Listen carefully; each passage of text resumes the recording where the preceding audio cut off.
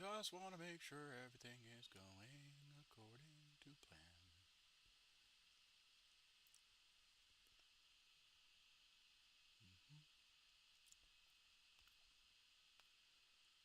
A little mini stream.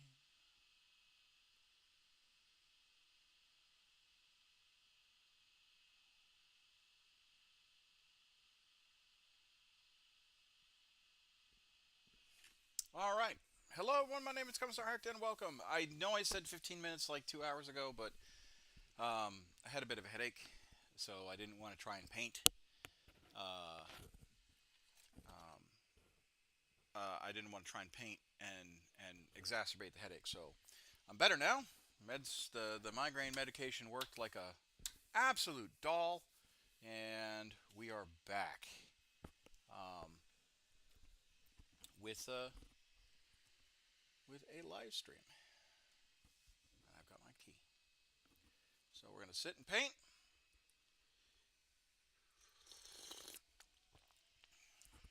As always, every live stream, and I forgot. I don't think I said this in the Sons of the Forest one earlier. As always, with every live stream, it is a charity live stream. We'll be going until probably around 5 o'clock, so another 3 hour bit. But it is a charity live stream for the UNHCR's refugee agency, Human Rights Council. Um, so, with the ongoing crisis in Afghanistan, Syria, Iraq, Somalia, Djibouti, along with other conflict zones around the world, millions of people are displaced who need help and assistance. The UNHCR is dedicated to aiding those who are desperate in need of food, shelter, water, medicine. Um, uh, Food, shelter, water, medicine, and a place of comfort free from tyranny and persecution. So please join me in the grand endeavor. We also are supporting Safety for Refugees. That is our sister organization that we are supporting. And if you donate through the Tiltify link uh, here, I'm going to populate it on all the channels.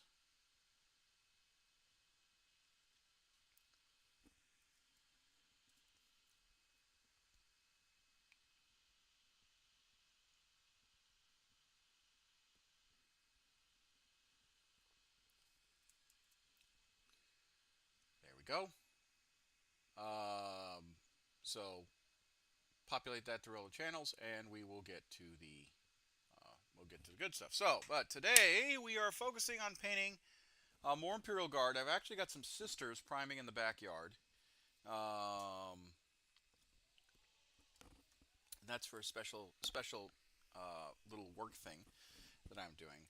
I'll also be doing special Imperial Guardsmen for another thing that I'm going to be doing.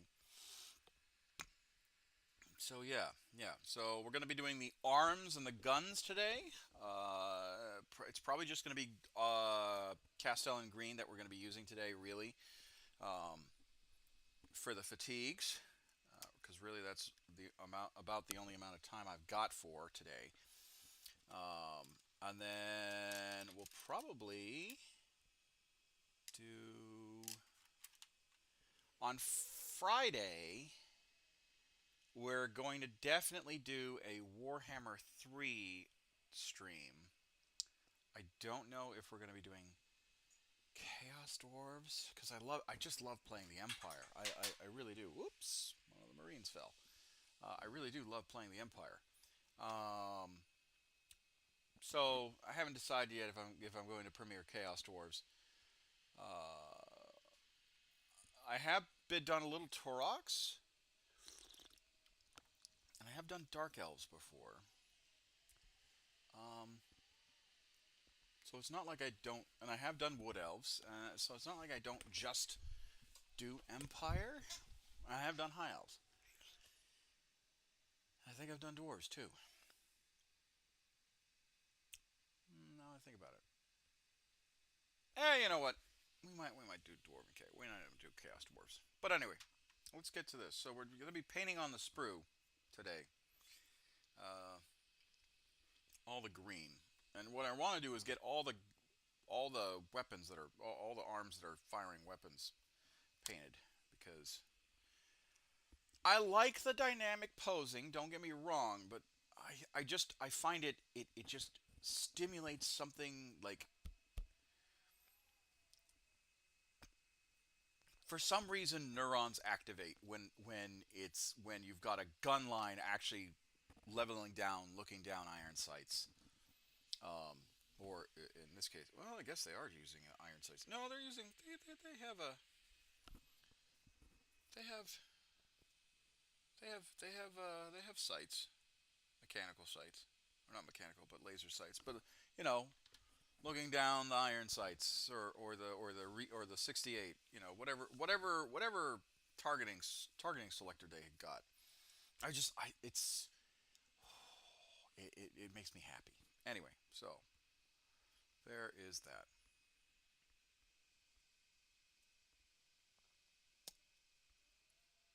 So yeah, that's what we'll do. I wish they all had bayonets on them like the older models did, because that I loved that the most. I loved it when it was just a whole line of bayonets just looking down the looking as they're getting ready. Um, that was always, I kind of liked that.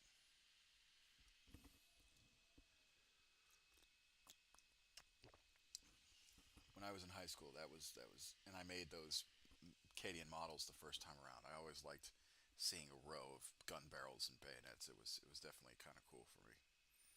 I enjoyed that. But anyway, let's get to it.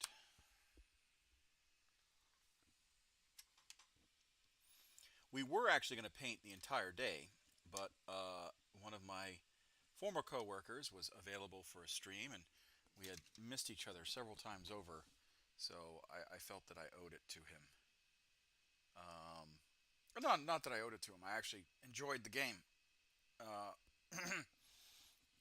even though it was a short, like just a 2-hour game. Sons of the Forest, really good. Man, it was. I'll tell you, that game was rough. Just absolutely tough. Absolutely tough.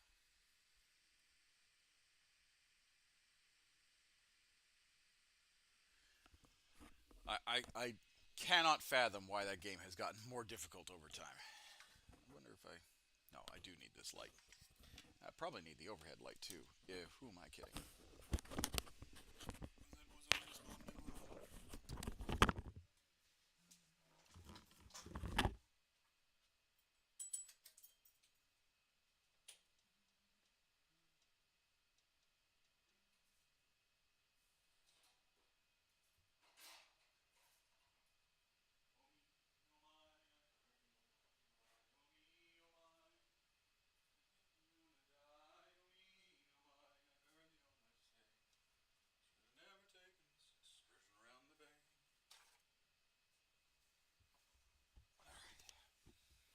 Now that's not my tea leaked.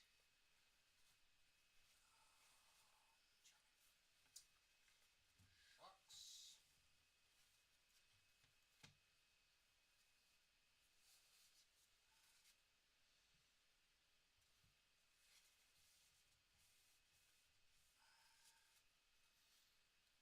I mean, I love this desk. Just wish tea wouldn't leak. Anyway, use this for more brush stuff. Okay.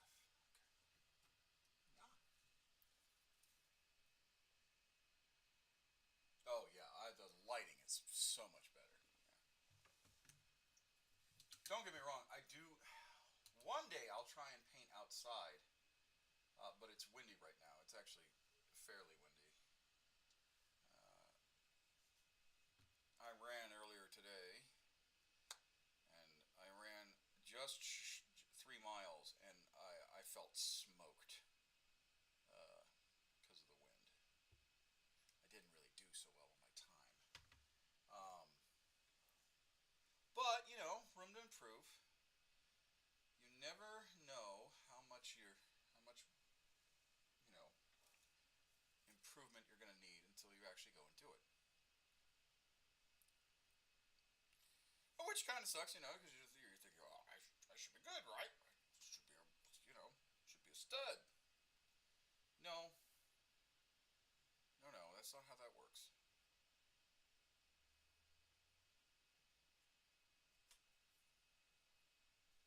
No, it'd probably help if you actually had my headset on.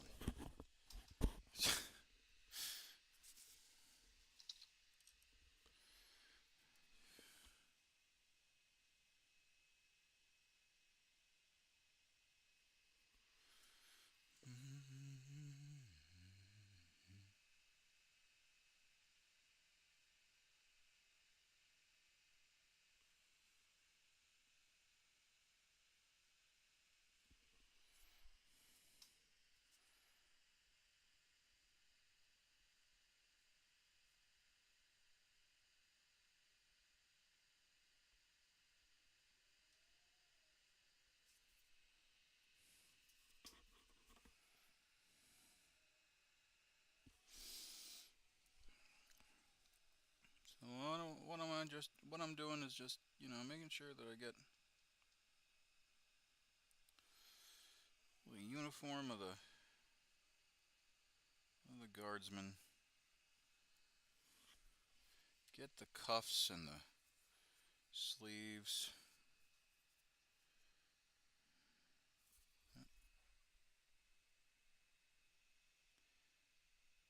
No, it's this one. No, it's this one. There we go. Just so we can get all the green done, right? And it's actually kind of difficult painting green on black, especially the darkness of the color of the Castellan green or the Cadian green, if your guys are, or Catachan green, I should say, if you guys are falling around and just painting with old paints. But it's the price we pay, especially because we know what kind of color the fatigues are supposed to be.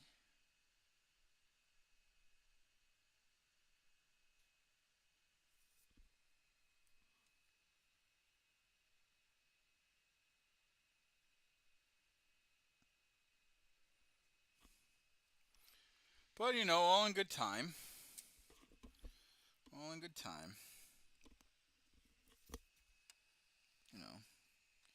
Just take it one day at a time. Trying to get everything squared away. And if I dork up something or need to touch up on it, that's fine too.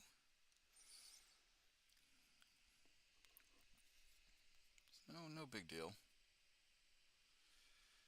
It's green and black. Those are basic colors, right? So, I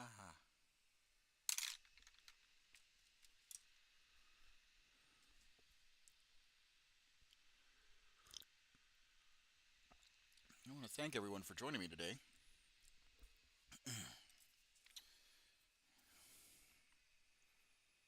Taking your time out of your busy schedule just to see what I'm doing. Maybe you're relaxing, maybe you're not. Maybe you're at work. Maybe you're in between work. Who knows? But that's okay. That's all right.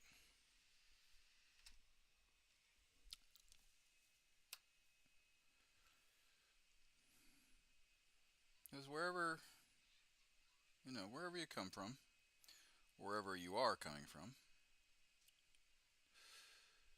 you're all welcomed here.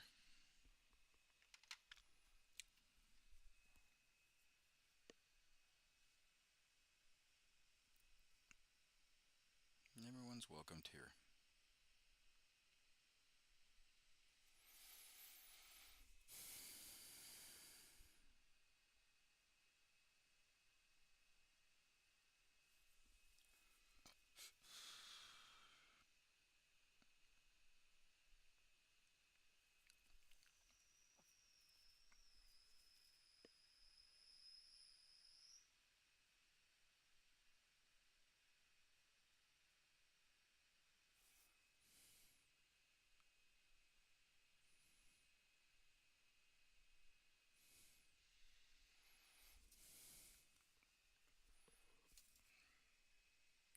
that's the wire stock one. Ah, damn it.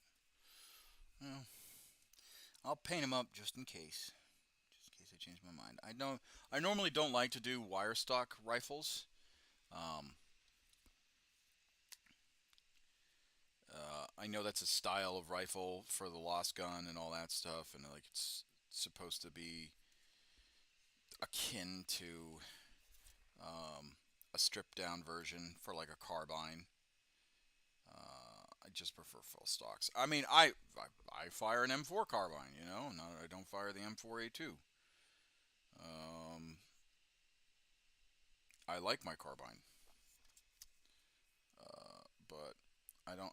If it came with a wire stock, I'd have issue with it. Meh, meh, wire stock, meh.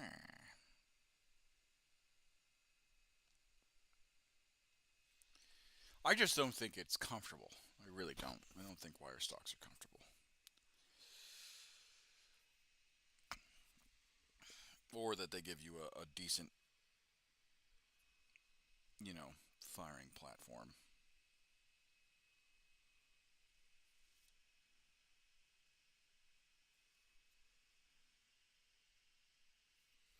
But again,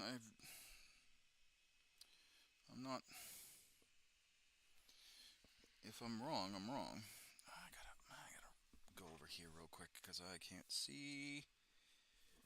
There's some fine detail that I don't want to jack up.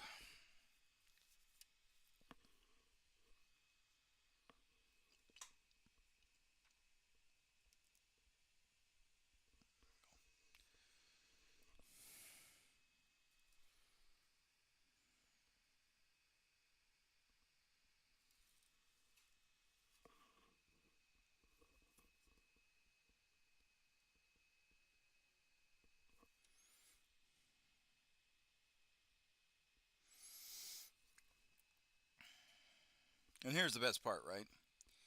If I do miss something and I put the model together and I find something that I should have touched up, perfect, because then I can do it then.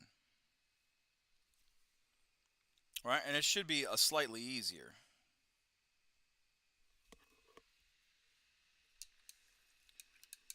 Sentinel and Torn. Welcome to the show.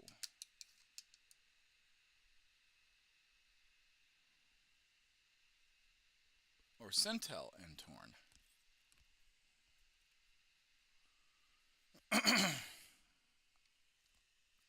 I'm really going to make more badges. Hello there.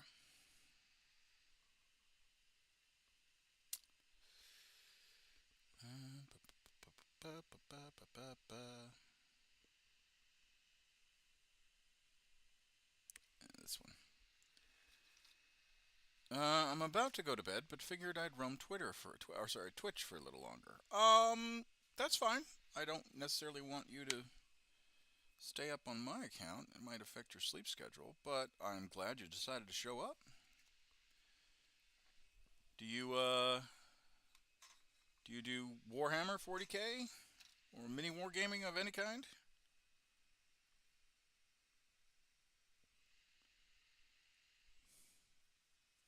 Yeah, I know it's not a problem. I just prefer to respect people's time.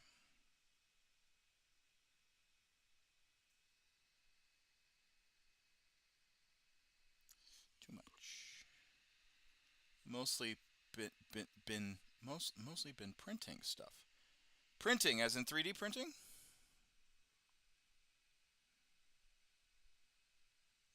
For all I know, you could be a prolific writer.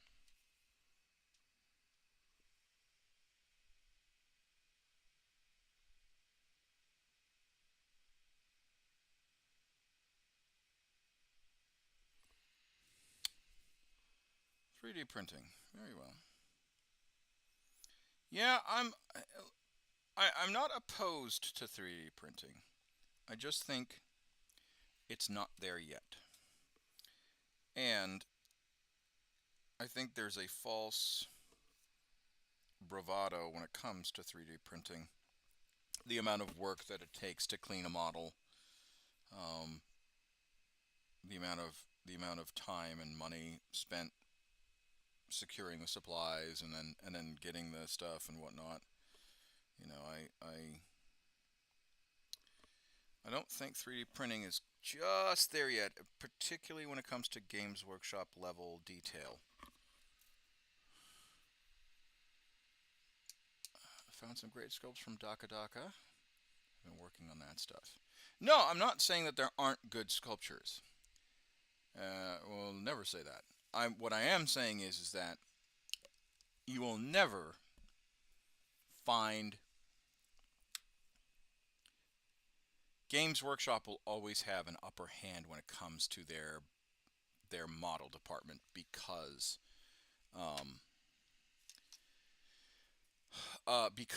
they're so well skilled in their sculpting and crafting.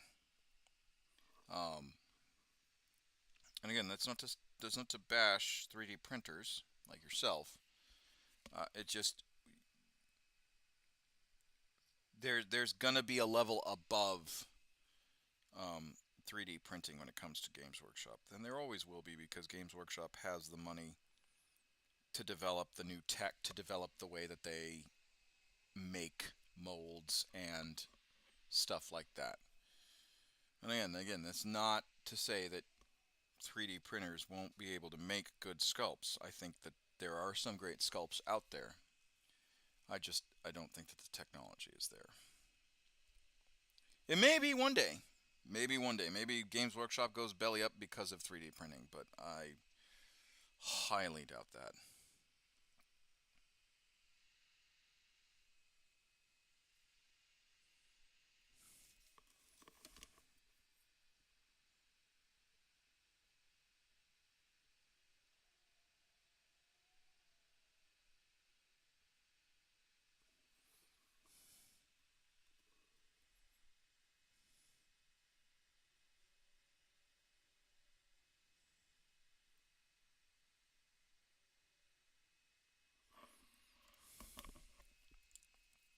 But thank you for joining me. Before you go to bed, I will hopefully try and serenade you to sleep with the sonorous tones of my voice.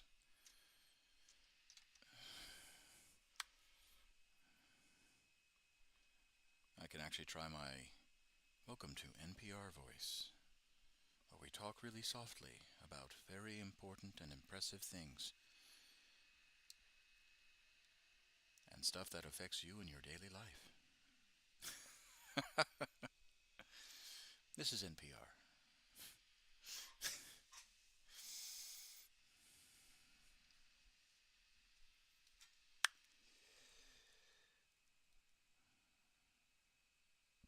For those of you that don't know, NPR is an American broadcasting uh, uh, state. And I'm going to work, but wanted to pop in and say sorry I didn't join you the other day. I took a 3 long phone call from my brother of all people. Oh, Asenya, I'm sorry. Yeesh. I mean, when you consider the GW's resin, resin printing to bring out initial parts, methinks they know it's coming up slowly. I mean, yeah. Look, I'm not saying that GW is always going to be on top. But they did not get to be on top within the mini war game community by not being ruthlessly efficient. To answer your thing, Asenya, I am so sorry. I hope it was a good phone call. We'll talk later, maybe, and see if you're doing well.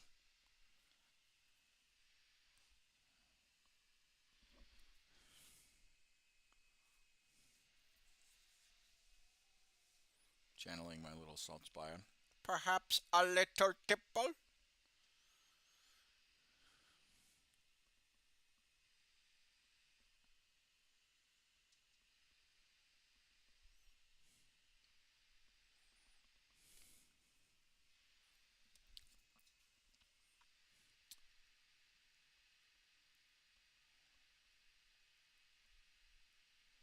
Besides, I like the STLs I found, or yeah, STLs I found. They're yeah, it was an interesting fun, but yes, I need to drag myself out of it. Yeah, well, okay, well, we'll.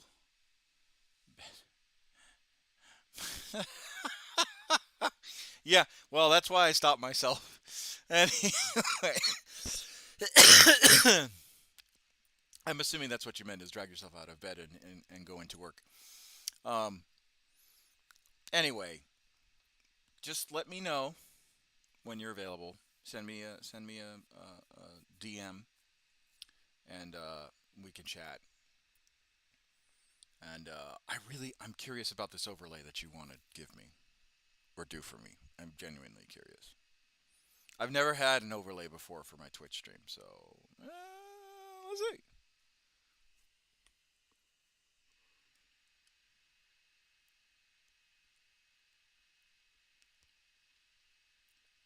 The only men in this bed are my cat and this body pillow. I mean, what?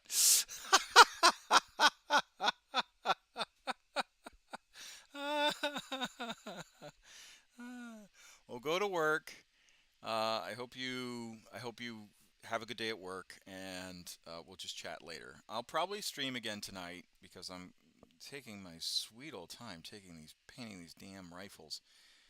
I think it's just the color scheme. I think it's because it's green and I'm painting on black and my eyes are old. Um,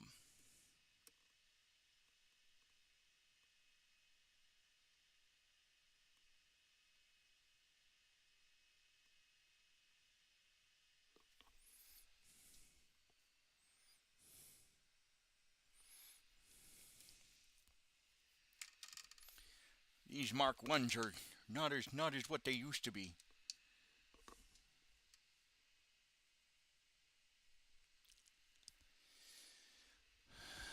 But yeah, Cental.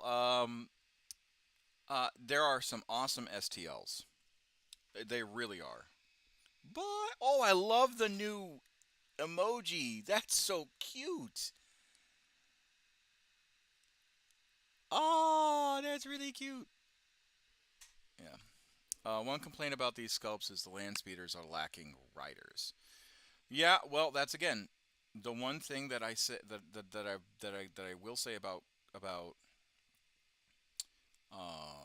no, you haven't shown me these, but you need to go to work, so go to work and then you can show me later. Go to work. I do not want you in trouble.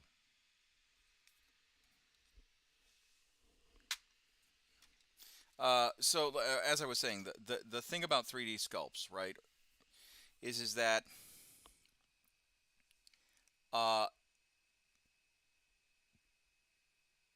Games Workshop, because how well they design their models, they design based off of um, they basically design them.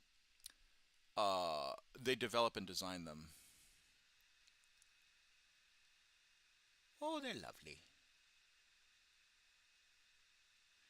Um, they design them based off of what's it called? It's purpose design. Like they're saying, okay, we're gonna make this new model. So they make the model from the ground up, and then as they're making the model, they make the crew for the model from the ground up to merge seamlessly with that model. 3D sculpts, you don't have that ability. You just have to hope that the STL has it, and hope that the STL and hope that the person that made the STL did it correctly to where they could make it.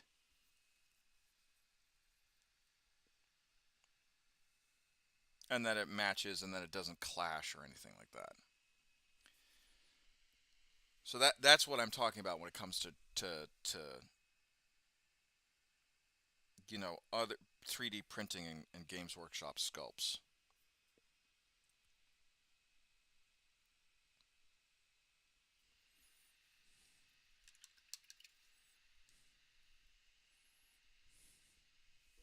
Now I'm not saying that that 3D printing. I mean, in this case, all they need to do is add the writers. Well, sure, you could add writers, but you run the risk. Any STL programmer, you're going to run the risk of, or developer, I should say, you're going to run the risk of it not working, right? Which is why it's easier to make vehicles without riders or drivers or all that stuff in than in other cases.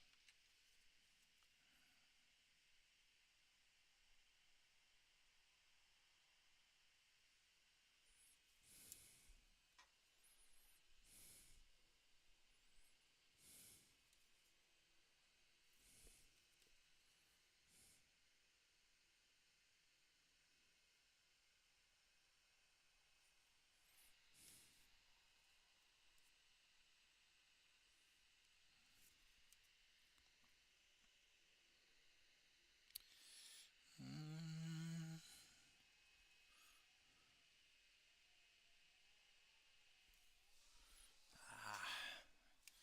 I gotta like actually get into the light. Oh, my eyes are getting old.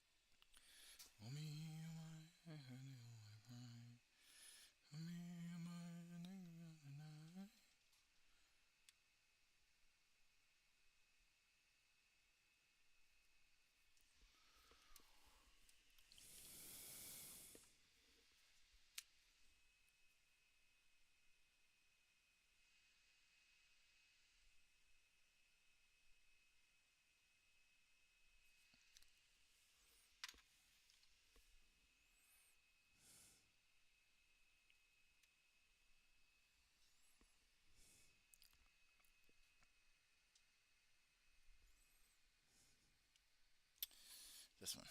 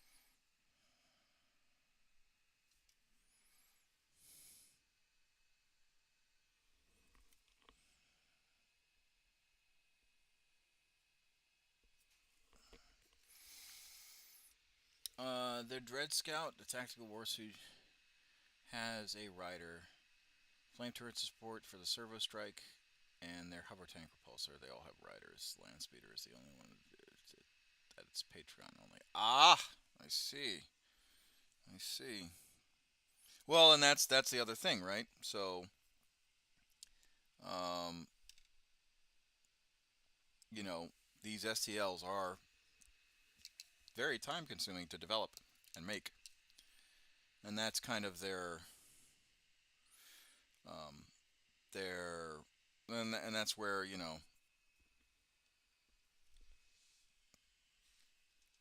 I think it'd be easier if it to say that 3D printing will become the way of the future.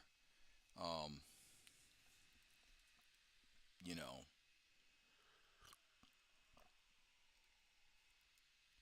will become the way of the future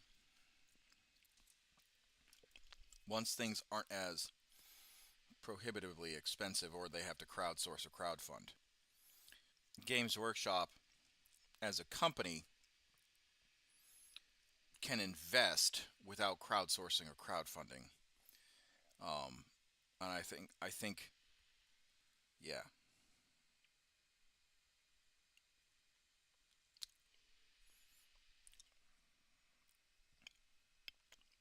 that's kind of where the rub is. No, I'm not saying that once a Patreon um, gets up and going or becomes successful or is just makes embarrassingly large amounts of money from their support,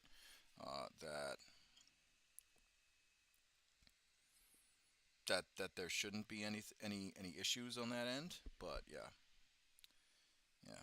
Until then, I think Games Workshop's going to have the hen house. To me, the quality is good. Look, I'm not arguing. I'm not arguing for or against Games Workshop or against the people that you support via their Patreon. Not at all. Uh, I'm just sharing an opinion of mine. Whether you agree with it, that is entirely up to you. Um, and I'm not here to force anyone to accept something that I think is very subjective, which is 3D printing in Games Workshop.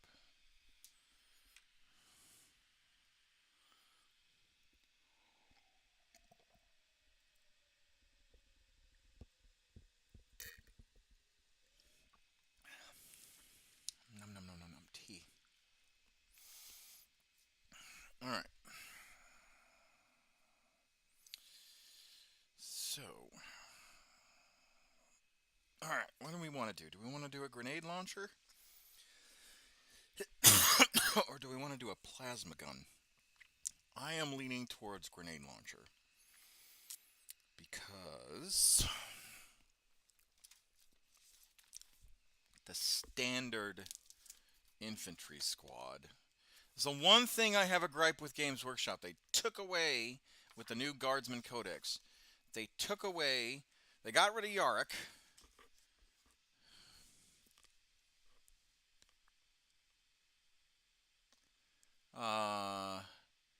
Now, don't get me wrong. I do agree that people who are selling GW's products as STLs is not good. Yeah, that's theft. Um, that can get you into a lot of trouble. I do not recommend that. And this stream does not endorse nor will ever endorse pirating uh, of any kind. Like, yeah, no, no. We can do things like what I printed are a different story. Yeah, if the person that you came from, that you got your model from, has either coded, developed, or sourced the STL from another person or has developed them themselves and is giving you that and is charging you whatever pittance uh, for that STL, that's okay. That's good. The the guys and gals that are taking GW 3D sculpts, fabricating STLs for those 3D sculpts, that's no good. That is no bueno. So, yeah. Yeah, no, no, no, no, no, no. But anyway, as I was saying, the one thing I will gripe about the new Guard Codex is that they got rid of Yarick. I get it.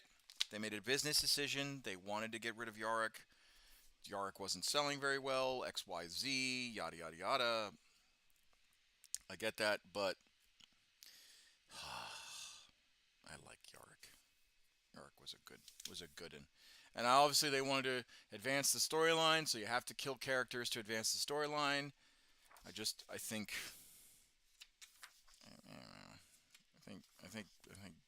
Yarrick was a.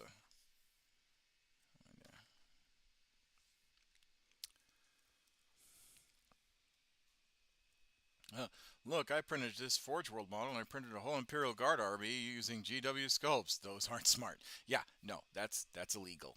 That's that's no bueno. We don't do that. Yeah, rip Yarrick. Yeah, so the one thing they got rid of is they got rid of Yarrick, and then they got rid of the Hardened Veterans data slate. Now I get why they got rid of the hardened veteran. I get why they got rid of. I understand why they got rid of Yarrick. I don't understand why they got rid of the hardened veterans data slate, because the hardened veterans data slate was just top, um, top quality. For those of you that don't know what a hardened veteran data slate used to be, it used to be 10 guardsmen, uh, ballistic skill 4, or sorry, ballistic skill 3 instead of 4. Weapon skill 3, strength 3, toughness 3, wounds. There was 1 wound apiece. They had 2 attack characteristics, and then they had the leadership. I want to say it was 8. And then their saves were 5 ups, right? So standard guardsmen, except for like the additional attack, and the 1 up in the ballistic skill. But then you but then that squad could take 3 special weapons, didn't matter what, wasn't limited to whatever, and a heavy weapon. So you could literally have a 10 wound unit with a las cannon and 3 plasma guns, or a missile launcher and 3 grenade launchers, or heavy bolters and meltaguns. Like you could literally come up with a whole list of just of different ways to utilitize those veterans. And unfortunately, the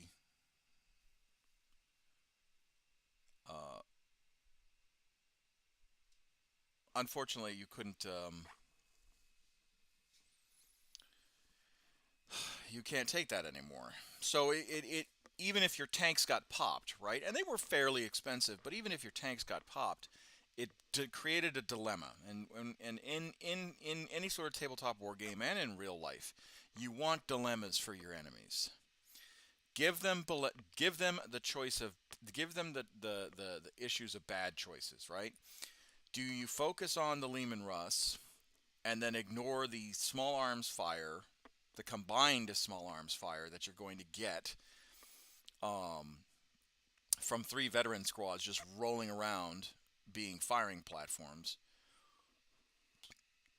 and that can also secure objectives? Or do you eliminate the veterans and watch as scoring units, and pretty expensive scoring units, get wiped off the field by battle cannon and heavy bolter and lost cannon rounds, or watch as your monsters get reduced to slag?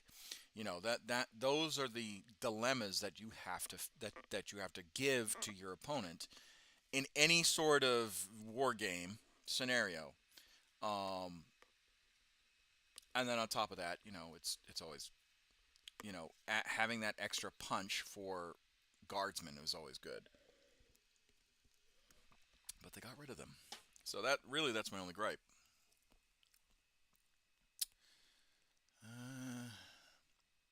So what do I want?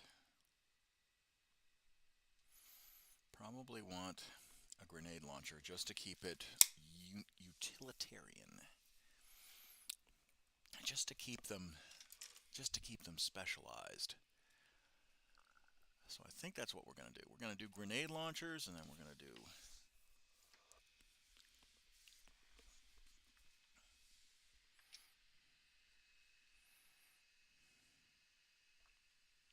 I think we'll do grenade launchers. I think that's what we're going to do.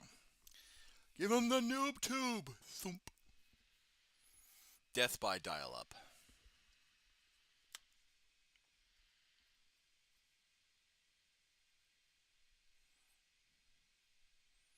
Although hitting your enemies with the power of the sun is enjoyable.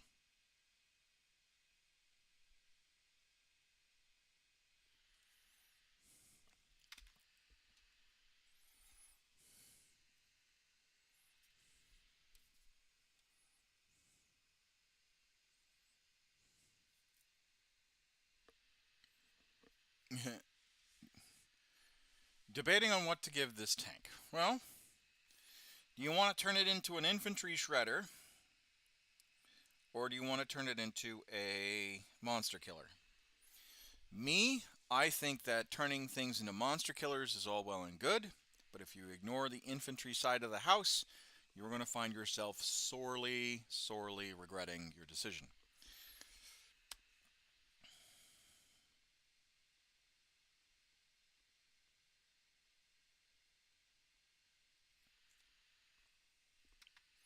That's why I normally go middle of the road. So like my Lehman Russes, they're standard Lehman Russ. I think the worst is uh, how will 10th go? We don't know. We don't know how 10th edition is going to go. My position on 10th edition is let's not worry about it because it's going to be fun no matter what. Um, like yes, did Games Workshop come out with some pretty bad editions? Yep, they have. They've missed the mark sometimes. Uh, um, they, I think, what was it? It wasn't seventh. I want to say it was sixth that I remember was pretty, like not cool. Like it was very, very tedious and like not user. I think it was either sixth or seventh that was just not user friendly at all. Added a whole bunch of rules that people just were like that people just didn't appreciate. And then during the grand tournaments, which is always a toxic soup of just try hard, um, uh, the like people kept on being vicious towards one another. Seventh was bad. Eight tried to fix it. And again, I'm gonna say this. Ninth is now, but now we're here again. I whenever Games Workshop makes a excuse me, whenever Games Workshop makes a addition, okay, two questions have to be asked. One, what's the goal of the actually three. One, what's the goal of the addition? How does the addition further the storyline or further the plot or further X or further Y, right? Two, what new mechanics are they going to want to bring into that edition? And then three, are those new mechanics? Are those new storylines?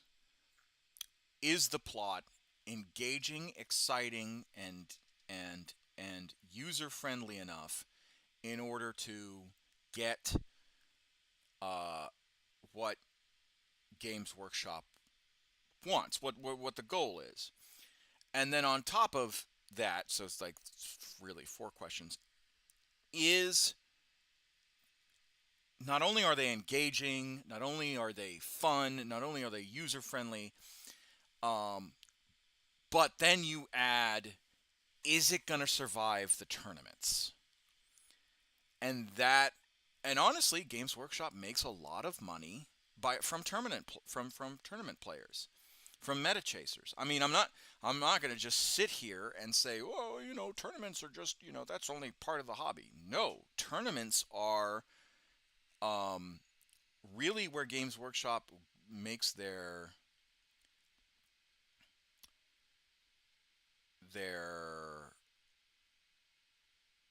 uh, Games Workshop makes their bread. It's funny since editions I remember, third was good, fourth was great, fifth was awesome, sixth lost. Six was lost thanks to it had all the issues, and seventh was lost it. Yeah, so I came in during 2002, 2003. So that's when I came into Games Workshop.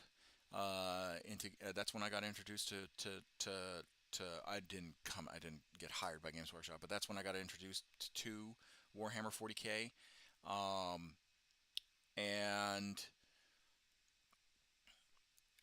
third edition was my favorite because you had the doctrines for the guard, and you could make guard armies whatever you wanted. And yeah, the rule sets were super simplistic, and you didn't have to worry about flyers. Deep striking was not a death sentence. You know, if you had deep strike units come into your battle line, it wasn't a death sentence. But there was a lot of controlled chaos that made it so that an enemy army going up against the guardsmen, you had to you really had to be tailored to that guard army to try and counter it. But yeah, I enjoyed third edition.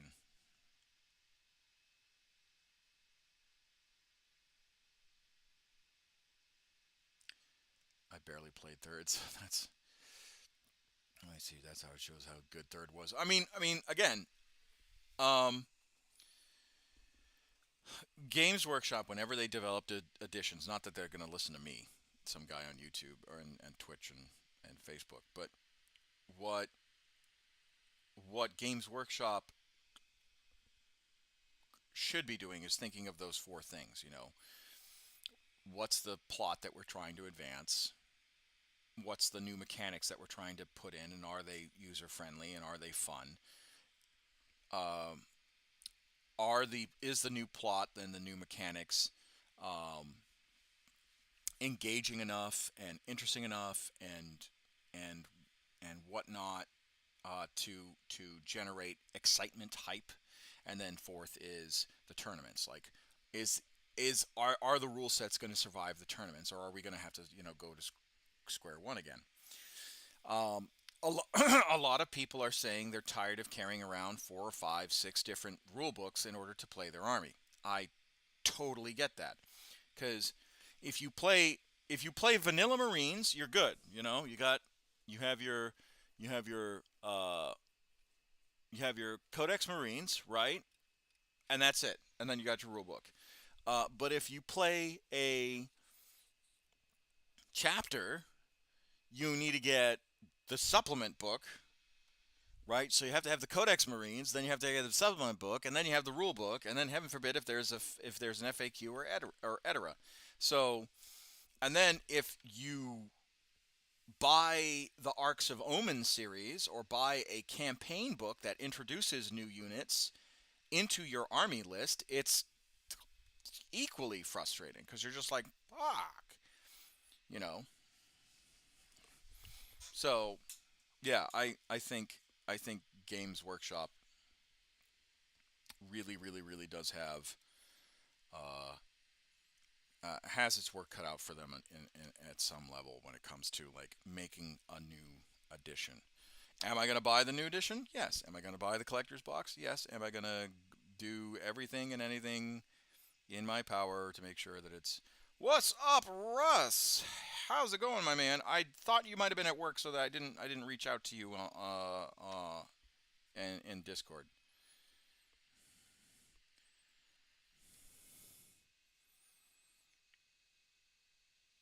And then I also don't know your work schedule intimately, so I didn't want to bother you.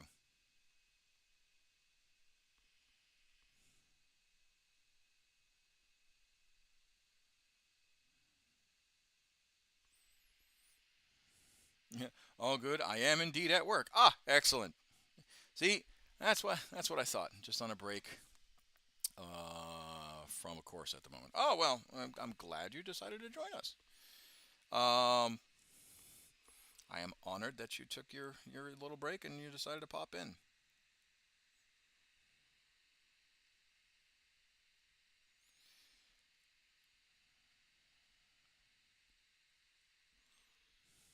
Nice T-shirt. Thank you, thank you.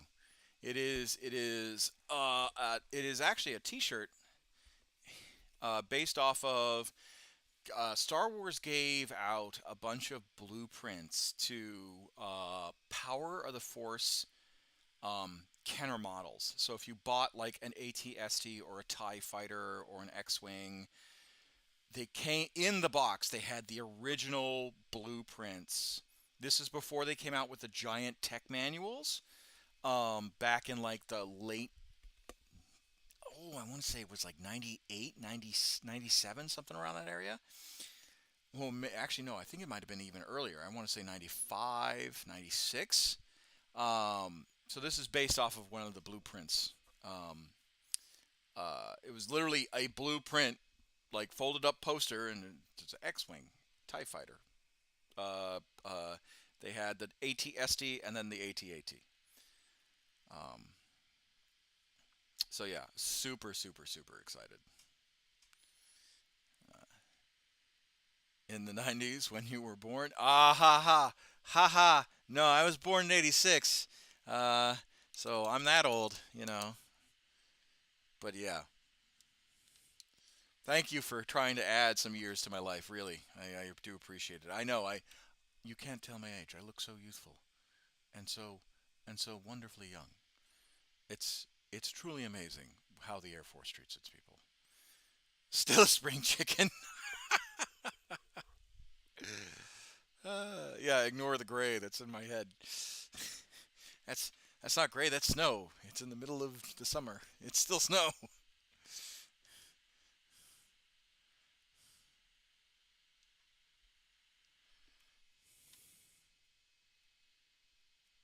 Although I am blessed that it is actually silver and not white. Um, so who knows? Who knows? By the time I turn 40, maybe it'll be all platinum. Dude, my head looks like the robot emoji. Yeah, but some I'm gonna have to say sometimes bald people it just works. Like I could never go bald. I could never go bald. Like I will end up going bald as an old man, but that's ooh, it doesn't look pretty.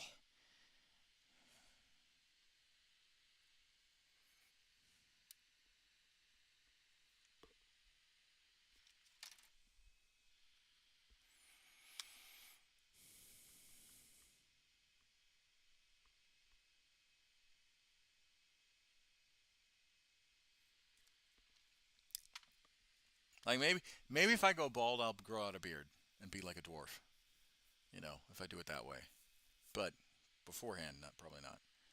I have to ask you, uh, do you have a widow's peak? So I do have a widow's peak. Um, it's more pronounced if I cut my hair really, really, really, really, really, uh, you know, really short. If I cut my hair really short, I have a widow's peak. Um, same here. Um, and then of course, like the barber will be like, you want your shit lined?" And I'm like, "I mean, not really, but I know it's gonna bother you, so sure." And so they line my hair. But yeah, yeah, I do actually have a widow's peak. It is a very, like, if I lift it up and look into the camera, it is a very small one. It's not dramatic. It's not like a true M, like was it Freddie Munster? Okay, breaks over. Back to course. GG. Enjoy your hobby. Thank you. Thank you. Thank you.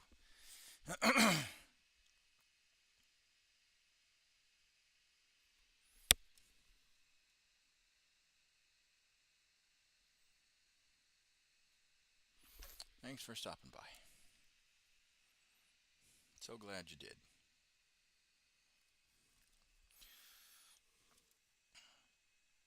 Russ is one of the many members of the community who I've met through Frere and gaming Star Wars Squadrons. He's a really good dude.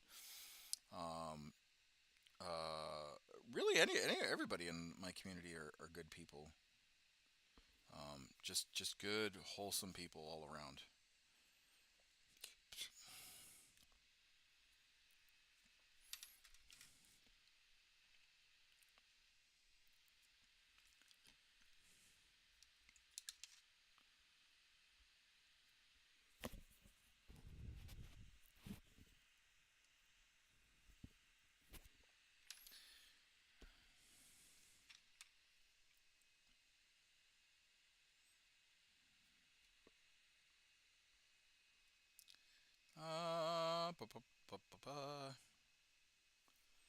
Did I miss? I did miss this. I did miss this part of them. You know what? Let me see if I can't get to Nightbot.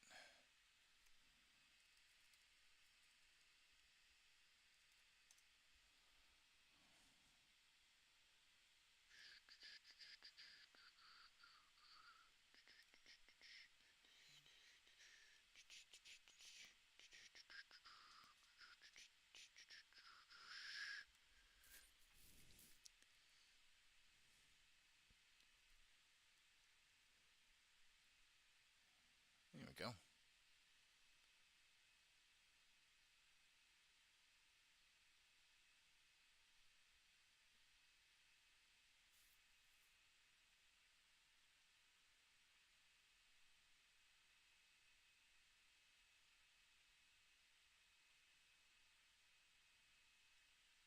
Ah, okay. All right, cool.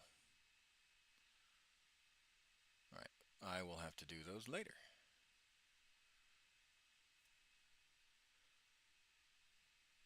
See if Nightbot, if I can program Nightbot to do more commands. See if that works.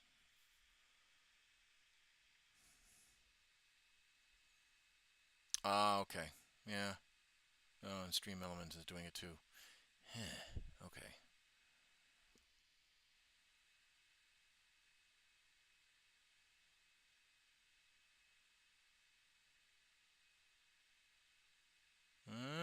All right. All right. Well, we'll figure it out.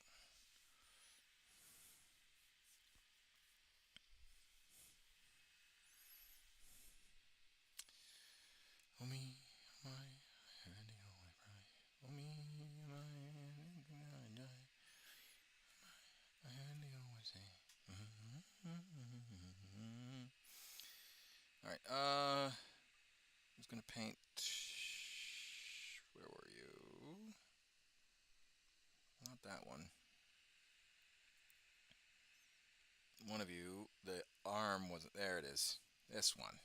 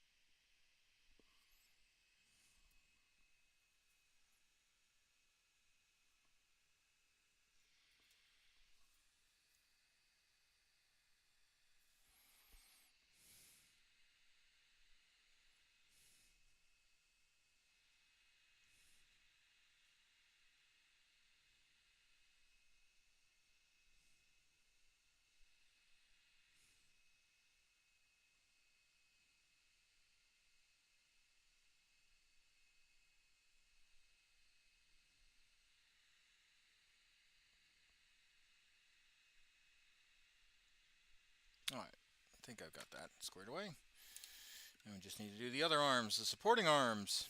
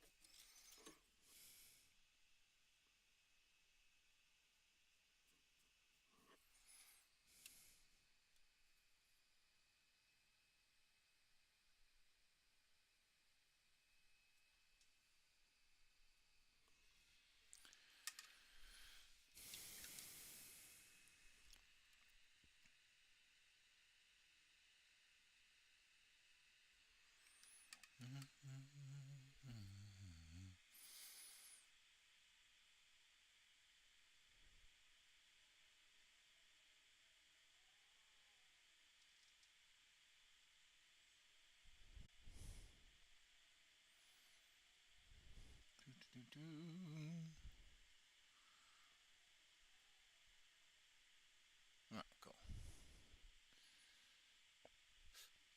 I thought I got a bad news error. That would have not been fun.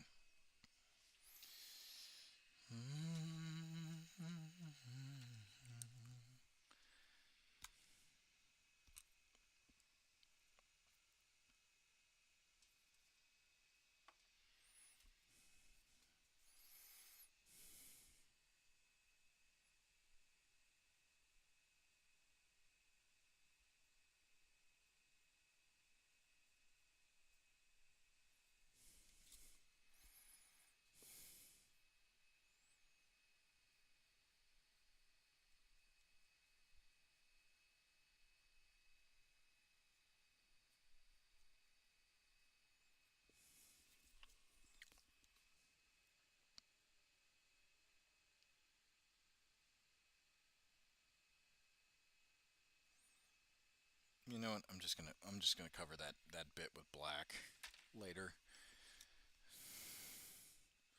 That'll be some of the finer details.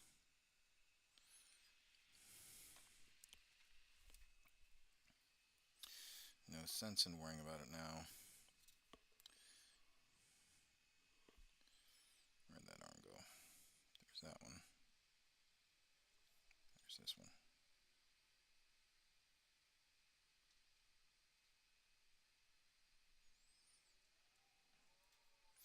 That's the one thing I do like about painting, is that if you do make a mistake, you paint it so lightly over some of the models that you can just correct it with adding a little bit of water and erasing it, quote unquote, or you can just repaint over it.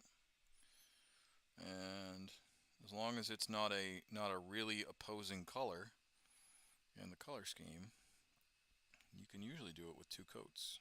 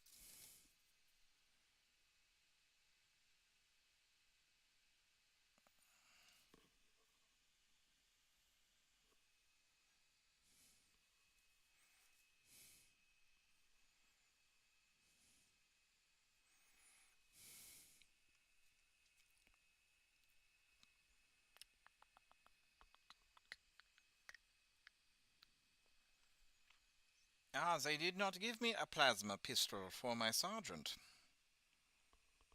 That's frustrating.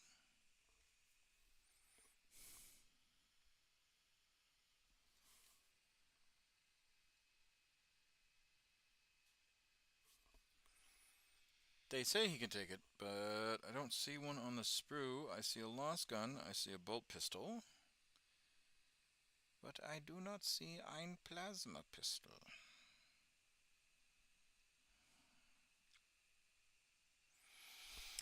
Maddening. I wonder.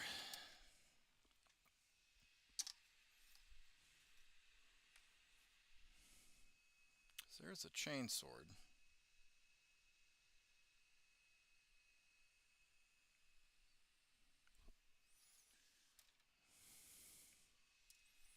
Did they give me 2 plasma pistols in here, maybe? There's one.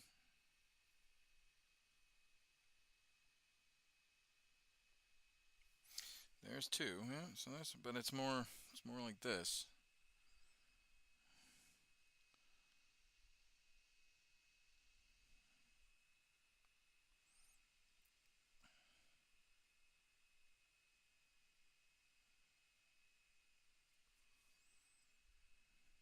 Because, yeah, it's the way it's positioned on the shoulder. It's like this instead of out. Oh, that's frustrating. Mm. How highly unhelpful.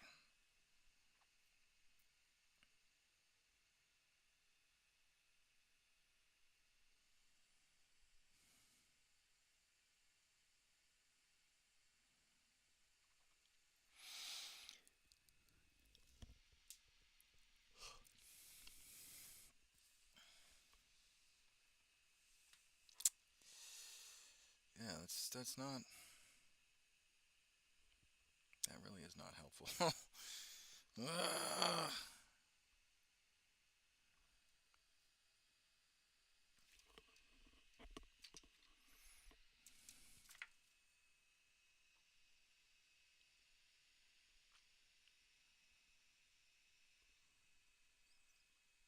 Well, nothing we can do about it now, darling. We'll just have to mark, mark, and press. I'll just have to figure out how to liberate that hand and put a plasma pistol on there.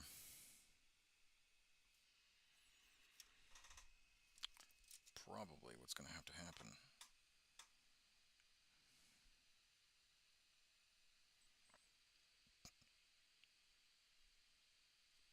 I could. I'd have to do it on the right arm. But I could, with some well-placed chicanery, take the one that's extended out, cut that,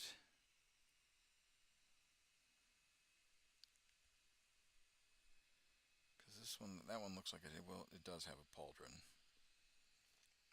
I'm just got to find the sergeant's pauldron.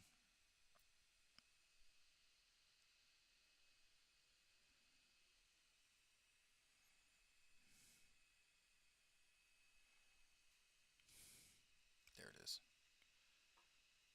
Yeah, well, we'll see. Hopefully I don't dork it up.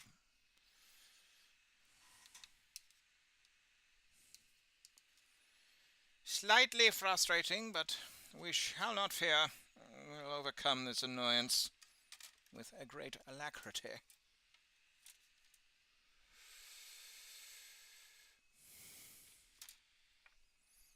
I the one thing I do like about voice actors, particularly like some really good voice actors, like I don't know why, but Saltspire is probably one of my favorite. Like the person who does Saltspire, which I think his name is Tim something.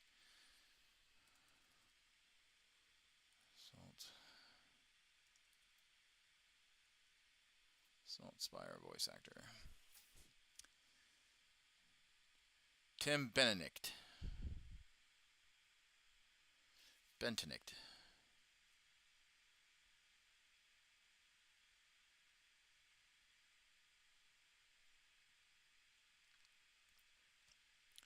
That's that's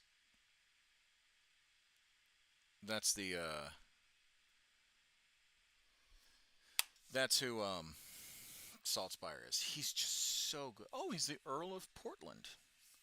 Oh, I see. I did not know he was an actual Earl of Portland.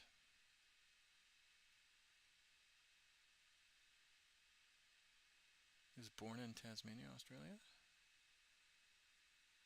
He's a member of the House of Lords. Oh, that's probably why he had the. That's probably why he's an earl. Because if I remember correctly, you can either get voted into the House of Lords or, but you have to have a lordship or something to that extent. An Earl of Portland, the 12th Earl of Portland.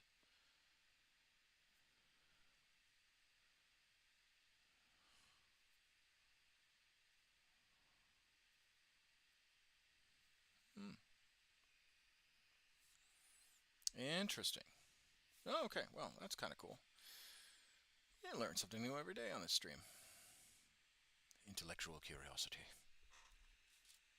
But yeah, I am interested in doing voice acting.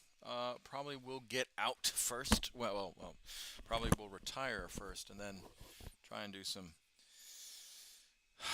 try and do some freelance stuff. I've done a little bit of voice acting here and there. Um, but yeah,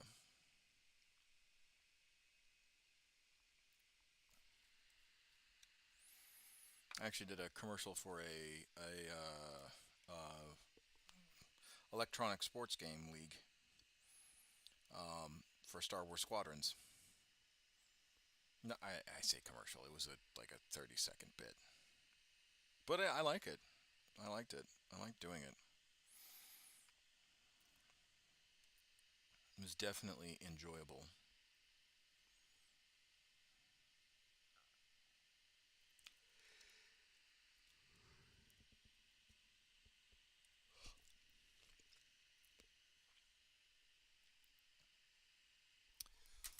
So where's that codex?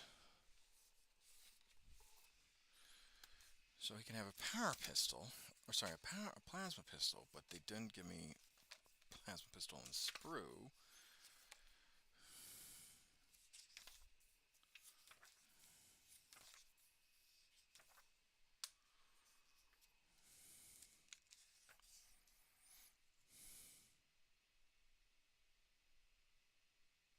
And a power sword, but they didn't give me a one on the sprue. I see a trend, a startling trend here, guys.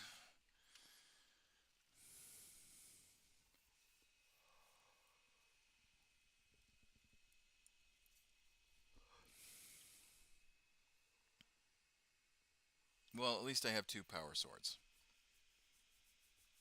Okay, so as long as you have the command sprue, you can do a power sword, and it looks like it's going to be for both sides of the hand. Or not both sides, but one side.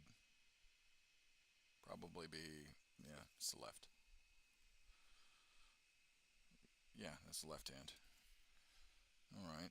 Oh, crap. Now I gotta figure out. It's the right. Sorry, I'm trying to figure out the plasma pistol now. Now I'm actually looking at it. Where is that arm? Right, okay, cool. Oh, thank God.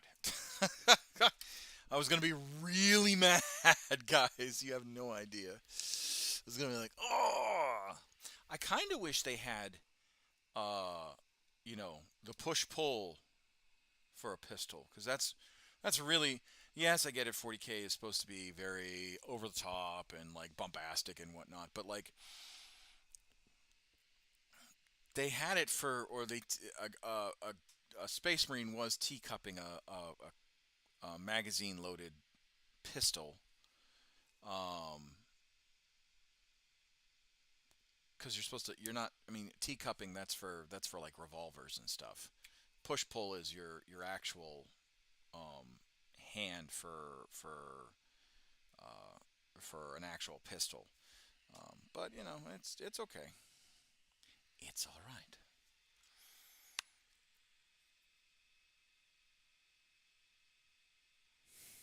Games Workshop does a lot of things pretty accurate, actually, when it comes to like their story writing and everything like that, like how a military would function. Not like Tom Clancy accurate, but pretty accurate. And it's kind of sad because there's like there are days where I'm reading like a Gaunt's Ghost novel, and it's like the Administratum. They're dealing with the Administratum, and it's just like, yeah, I could see Supply doing that. Like, well, we don't have it, sir. We just you don't have the correct bonds for it. And you're just like, oh, I want to hurt you so bad. We're about to go in an operation, and we need guns. We need ammunition.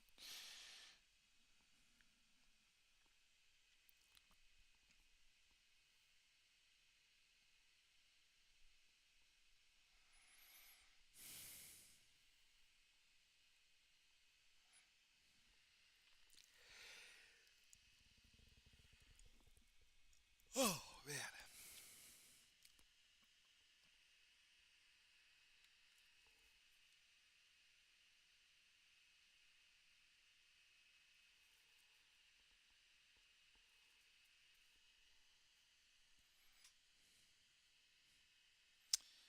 All right. So, because we're going to be doing a bit of a Frankenstein job, I'm not going to paint the arm.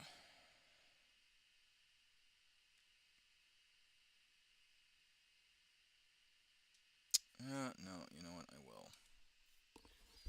I'll paint the arm. Probably not going to give them a chain sword.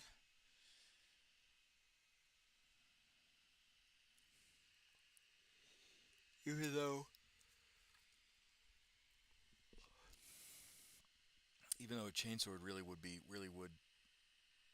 kind of match what the sergeants all are supposed to have. Dilemma.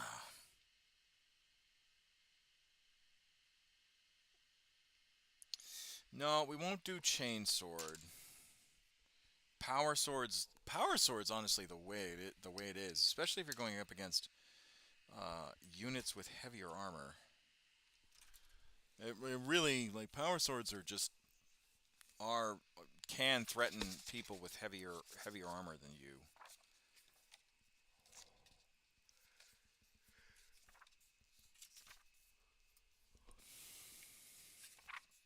See, now that I'm looking at it, let me take a look.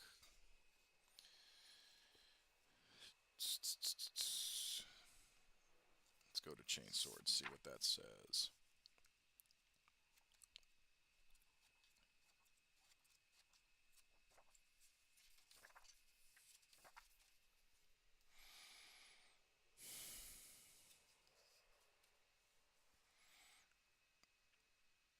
Yeah, AP 0. Each time so with a chainsword, each time a bearer of this weapon fights, add +1 to attack, or make an additional attack with this weapon. So a sergeant has 2 attacks. If you hit him twice with the chainsword, it's 4 attacks really. Take a look. Yeah, guardsman sergeant has 2 attacks. Yeah. So each time you make an attack with this weapon, it adds an additional, which is 4 attacks. But no AP, and it's the user's strength, whereas a power sword is +1 to the user's strength, and then it's -3 AP, 1 damage. Yeah, that +1, that's a showstopper for me. That hurts regular Marines. That makes regular Marines worry, and orcs too.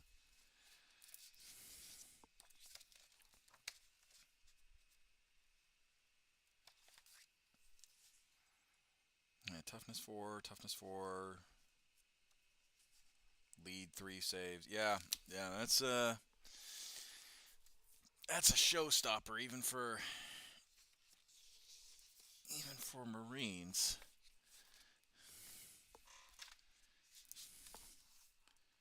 Let's see, orcs. Yeah, 4 up. Burn of Boy is 6 up. Knobs are 2 wounds apiece. 4 up save, yeah. Yeah, that's definitely gonna be a yeah from me, dog. Power swords it is, and I think it just makes sense. Don't get me wrong, I love the way that chainswords look. They're cool, they're awesome, but gives my guardsman a 4 strength and -3 armor save. -3 to your armor save. That means that if you don't have a 3 up, you don't get an armor save, so you get a wound. You know, yeah. Even though I don't want to be in close combat, that's like that's a no-brainer for me. That really is. It's just like, oh, I could do potentially more damage with more attacks, but I could also delete a model off the table. Yeah, it's a no-brainer. And then I'm wounding on models with 3 toughness or lower on 3 ups, and then on models with 4 toughness 4 ups, and models with 5 toughness 5 ups, and so on and so forth. But if I just take a chainsword, 4 toughness is 5 ups, and then 3 toughness is 3 ups, or sorry, 4 ups. Yeah, it's a bit of a no-brainer for me.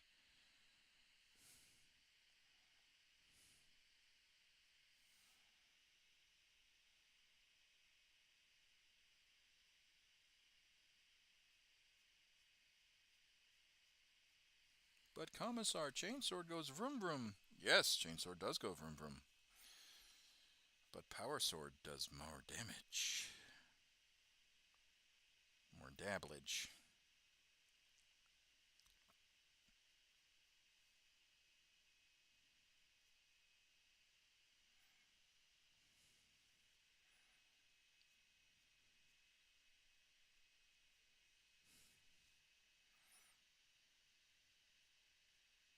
Now, in the actual lore, uh, like power swords are really rare, so like guardsmen would be using chain swords. They wouldn't. They wouldn't like only a handful of Imperial Guard officers would have the funding and ability to wield a a power sword. And hell, even then, like commissars, you really want to talk about people that like within the guard that have like damn near, godlike status within the 40K realm. Commissars don't get like commissars don't always have access to chain sword to power swords. They have access to chain swords, um, and very well made chain swords, but they do not have access to power swords all the time. Like you have to be a very accomplished commissar to have a chain sword. Or sorry, a power sword.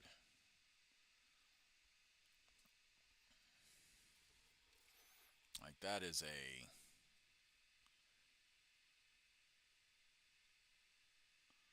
true no matter where you go.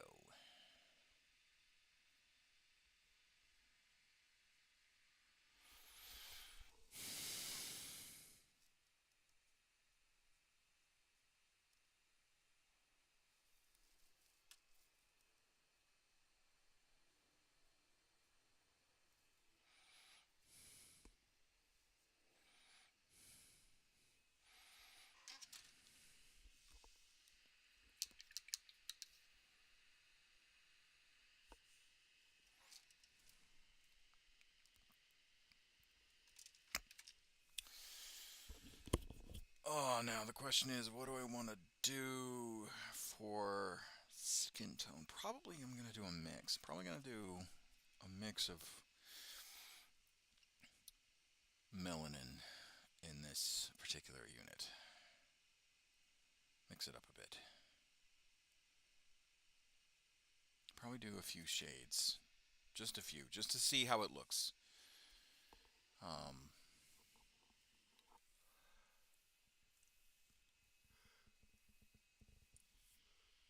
Probably do 5, 5, and 5. Or 5, 5, and... Probably do, yeah. Probably do elf flesh or Kislevite flesh for one. Night Quester flesh, that's always a good one. Cadian flesh, and then Catachan, and probably do a mix.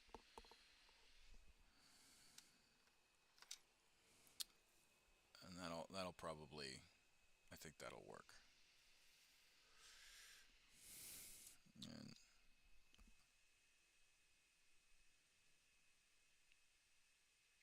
yeah, probably that. The reason why I'm looking at this is because I did experiments on flesh tones on a black color base. So thought I had an extra base to kind of play around with. Did not. So this Cold One Rider is this Saurus on Cold One is my like gauge. I'm just like yeah, that'll look good.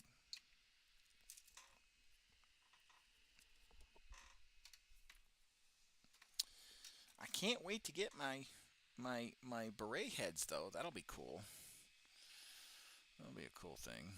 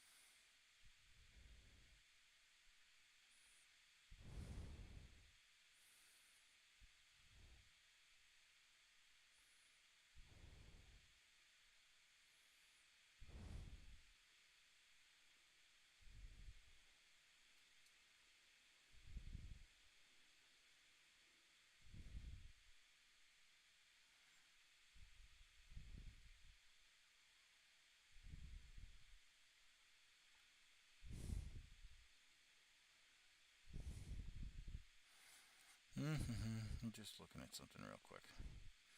A notification popped up. No? Okay, cool. It was a maintenance notification. And then, of course, I saw some art. Pretty art. Always like art. Alright.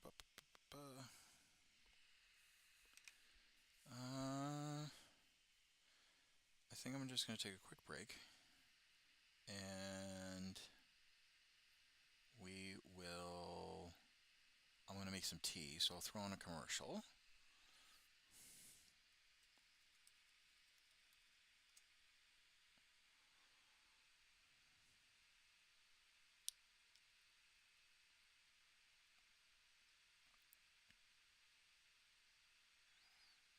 And yeah, we'll do that. So put on a commercial real quick.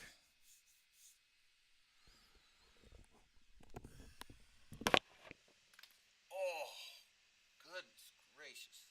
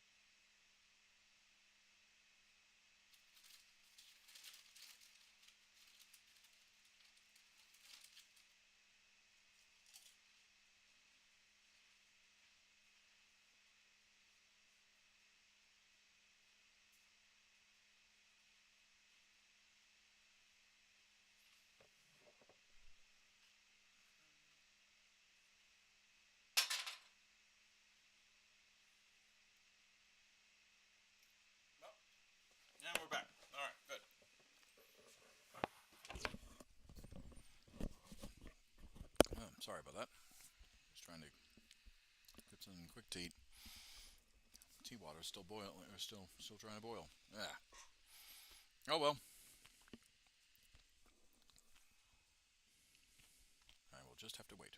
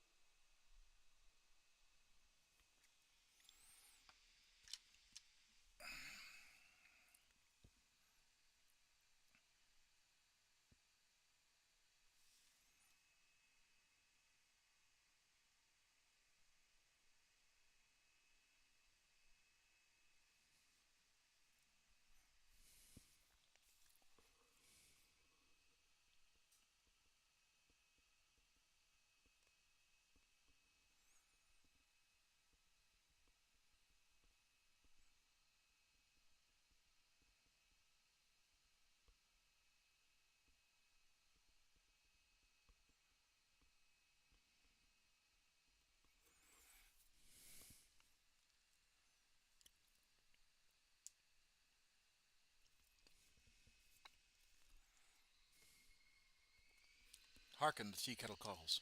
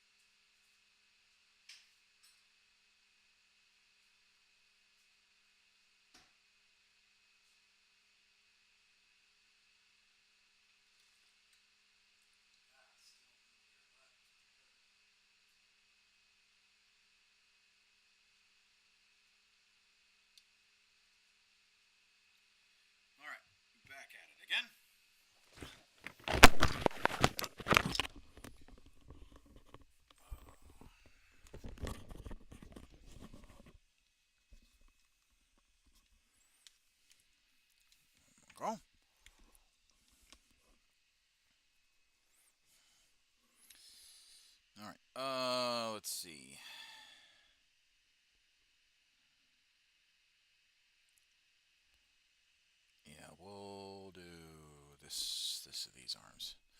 Hopefully it won't take as long as the first ones did, because I think I kind of know what I'm doing. Painting on the sprue is very difficult.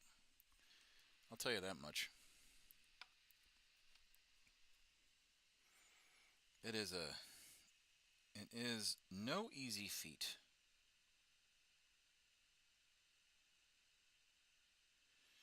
But as difficult as it is, it's also probably the easiest to get most of the paint on the model.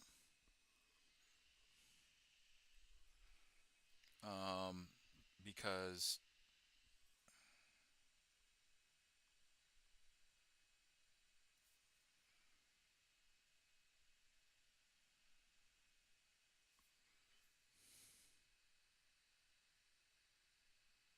you're not handling it, putting fingerprints on it, etc., etc.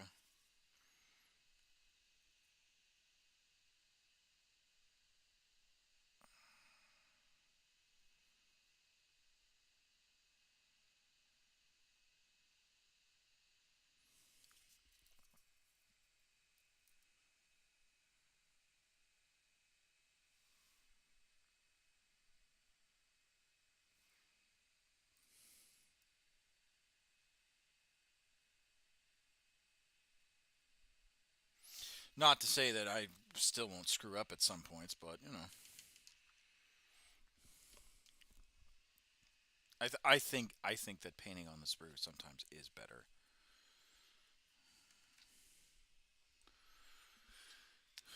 Because then you get all the details like as they are shown. Yes, putting the model together, spraying it, and then painting it is better for like shadows and shades and lighting and all that stuff. Because if you want to do dynamic night lighting on your shadow on your models, you do kind of have to see the model together to see where the light would hit um, the model at certain points. But for me, because I am absolute hot garbage when it comes to, like, I'm a decent painter. I'm not. I'm a passable painter. Let's not kid ourselves. I'm a passable painter.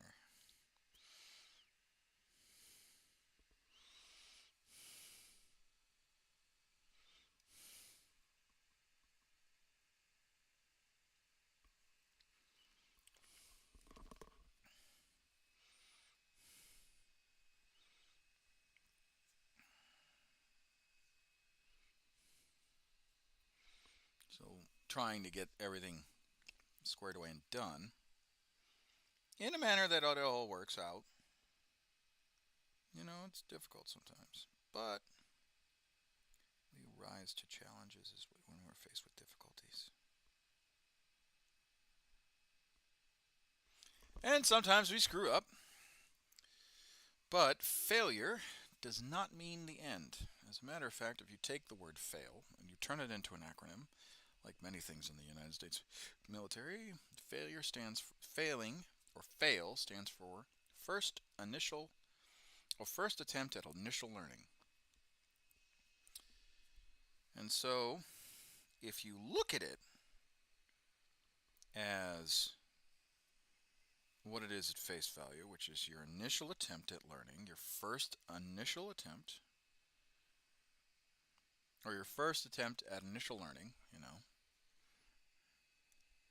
I think that's a better outlook. Because you could be stellar. You could be 100% like, you could be just a natural at painting and you learn from there, and most people become envious of your painting or whatever the case is. But I think, and not to downplay anyone who is natural at painting, but I think there is a greater reward in the struggle of painting, and then you find out that you're actually good at it. Like after struggling to paint.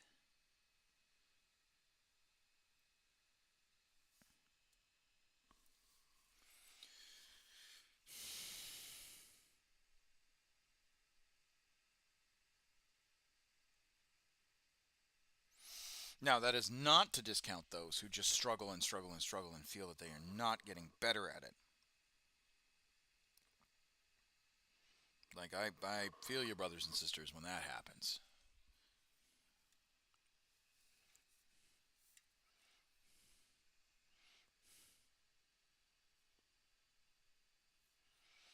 But, in the grand scheme of things, when we look at painting, right? When we really try and make sure that we're doing the best that we can paint wise, I think I just think it works sometimes. Oh, that's the rolled sleeves guy. I do not want to do rolled sleeves guy. Much as I know it's in regs nowadays to roll your sleeves, if you're shooting, if you've ever fired a firearm and you rolled up your sleeves, and hot brass hits your like nice fatty forearm, or rolls into your fucking armor, ooh, it hurts. It hurts. Anyone been burned by brass knows that it hurts, and knows that it's not pleasant.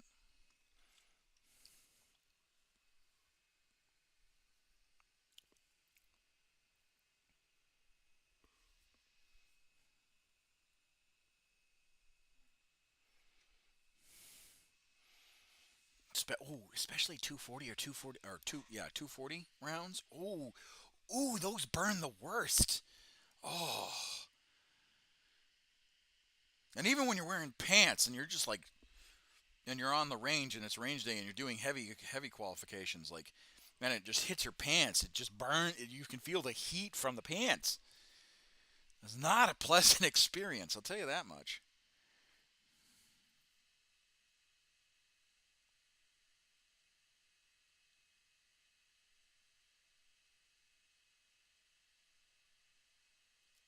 Don't get me wrong. I love 240 firing, and I love 50 cal firing, and I love 249 firing. Right? It just, ooh, brass is hot.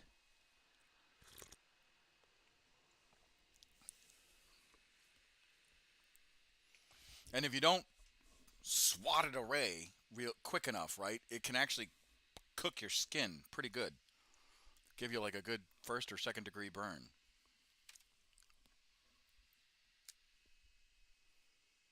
You'll have a little tattoo of your bullet casing.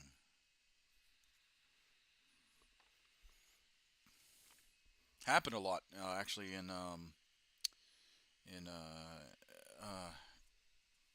happens a lot when you're firing a lot of rounds. Doesn't matter if you're in your if you're in your advanced learning, right? If you're going through basic, and after you graduate basic, you go through your advanced learning and your firing. So, like for the Air Force, it's tech school. For I think the Navy, they call it A school, and then the Army, I think they call it AIT or whatever it's called. Um, but yeah, it's not fun. I've been burned a lot. Not recently, which is good. Um, but yeah, I have been burned quite uncomfortably. So I like when people like when you see the rolled sleeves, I'm just like, oh no, you need to cuff them. No, not cuff them, but you need to button them up. Have your shooter gloves on. I'm a bit of a safety nut when it comes to that stuff. Because in the end, why would you go? I mean, yes, there's the cool factor, right? If it's super hot out and you roll your sleeves up to relieve the, like, if you're in the desert, that's hot, hot. If you're in the sandbox, that's hot. It's like sticking your head in an oven, wait till it goes ding, and then you're just there for 12 to 16 hours a day in the sun. Or subsequently at nighttime, it's like 80 degrees with humidity.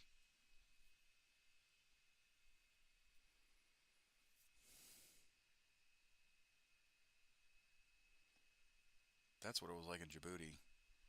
It was hot throughout the day and still humid because you were at the coastline.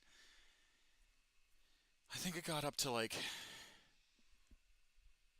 I want to say like the hottest it got up was like 120, I want to say.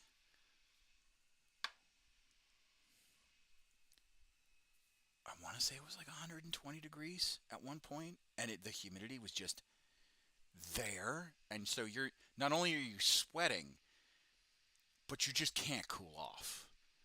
It whoa. And then Qatar was hot too. It wasn't as humid. There was some humidity, but it wasn't as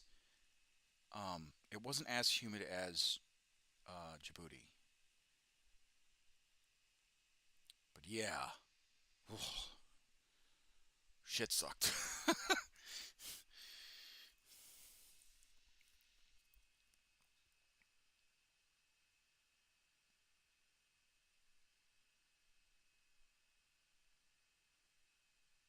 So whenever someone complains about heat, it's like, it could be worse.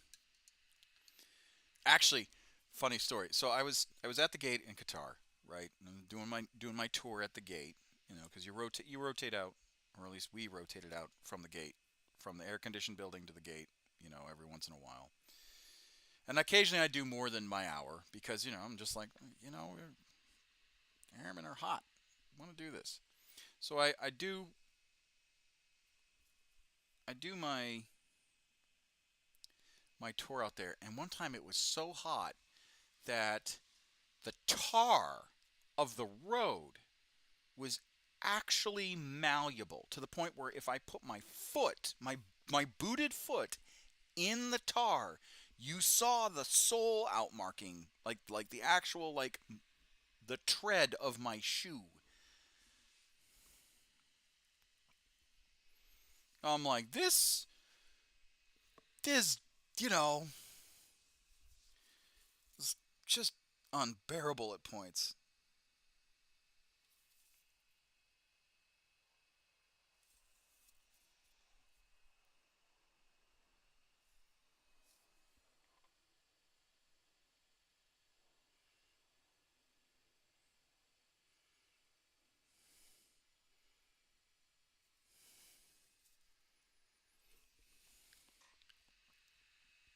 Could have cooked an egg. Could have cooked an egg. Literally. Quite literally.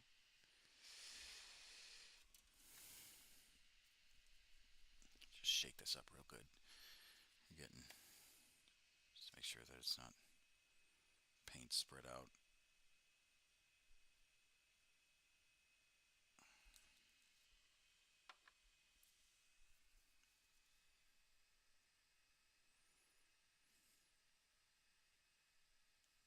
Oh, shucks. No, that's alright. Like I said, mistakes will happen. We'll just correct as needed.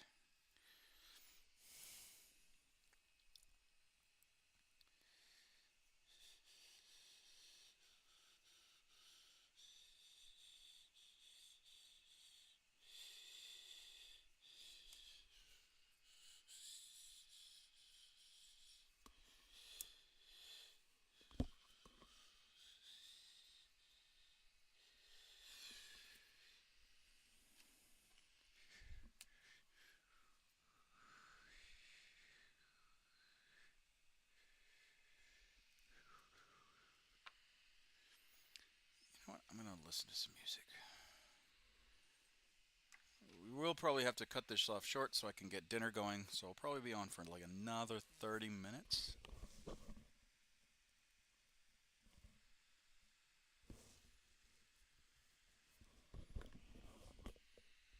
Hopefully the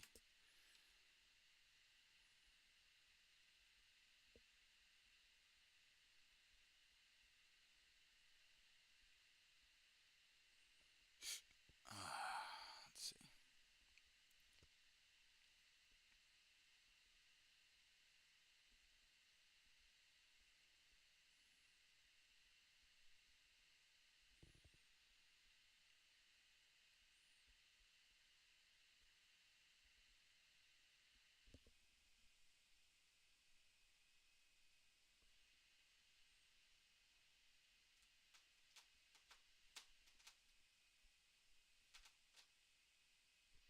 Oh, cat. Stop that.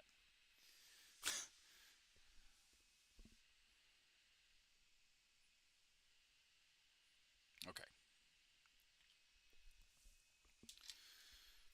Right now I'm listening to The Humors of Whiskey by Colm R. McGinnis. Cracks in newspapers be cutting their capers. Obscure in the vapors, the scratch and the gout.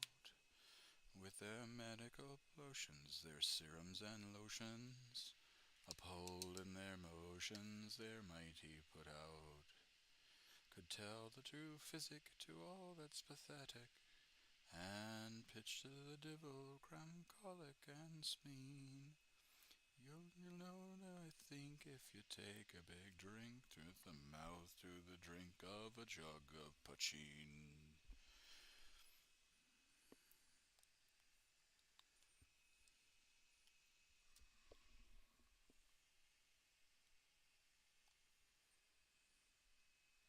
Can give consolation like pochine, me boys. Take it with lovers, athletic, well, aesthetic, put your bloom with flowers, bowers, bowers, smiling perfume.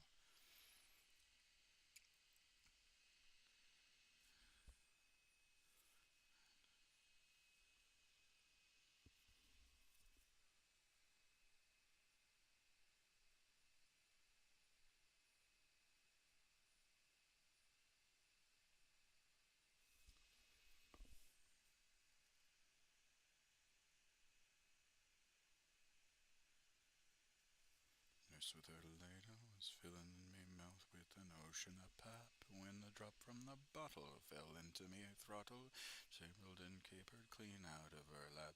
And the four I lay brawling and screaming and bawling to the father, and father were called to the fore.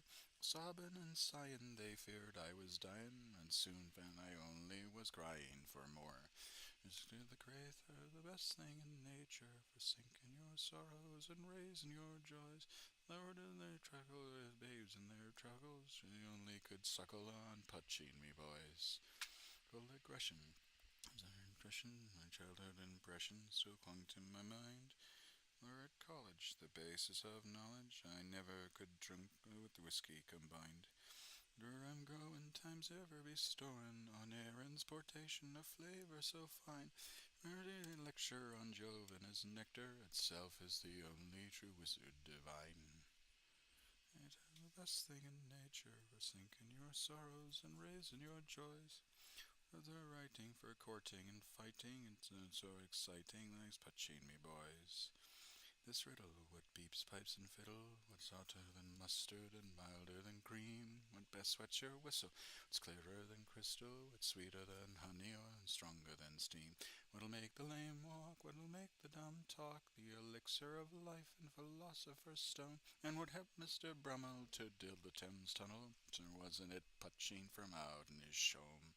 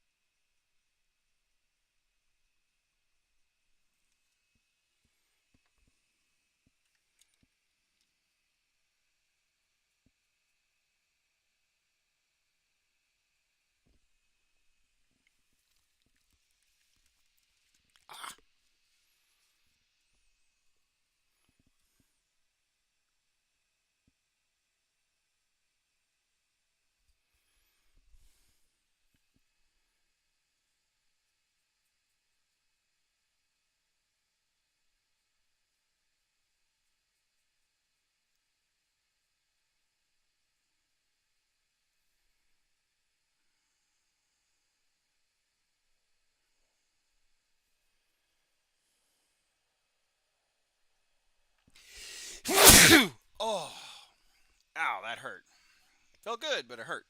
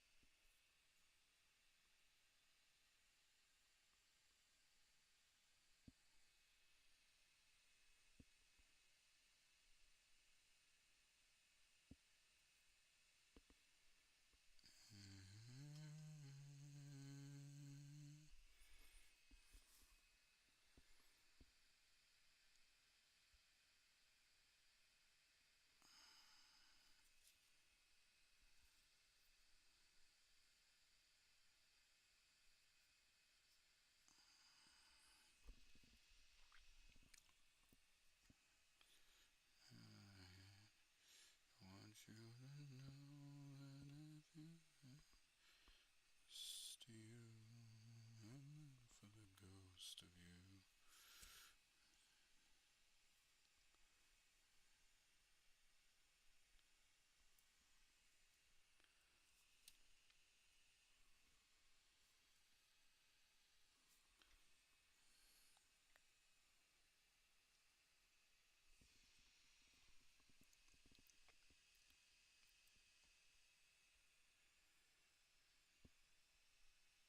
There we go. I knew I was missing a lost gun.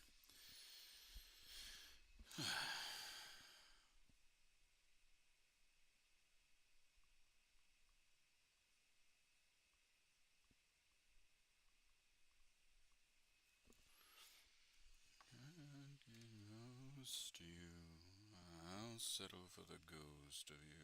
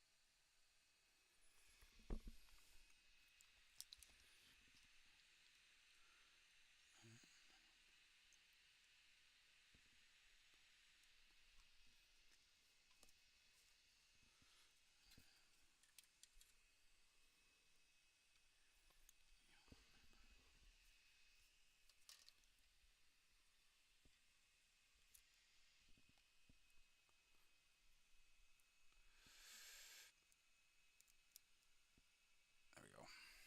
Get rid of that.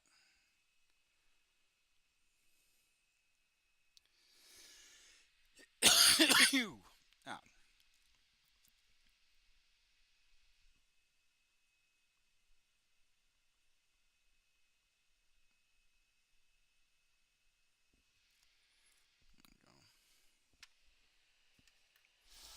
trying to get these lost guns done.